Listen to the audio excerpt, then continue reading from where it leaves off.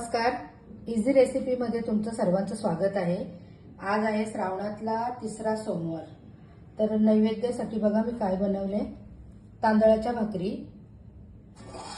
भात, केवल्याची आमटी, वालाची भाजी, शेवग्याच्या शेंगा टाकल्यात त्याच्यात, भेंडीची भाजी,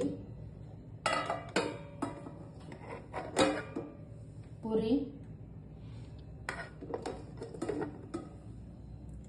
सॅलड, लिंबू आणि ही वडी बनवली मी। केवला, कोथिंबीर आणि मेथीची वडी बनवले। या मिरच्या तळल्यात आणि वांग्याचे भजे बनवलेत, तळलेल्या मिरच्या, श्रीखंड, पापड। असं आहे माझं आजचं जेवण। तर या सर्वांनी जेवायला धन्यवाद।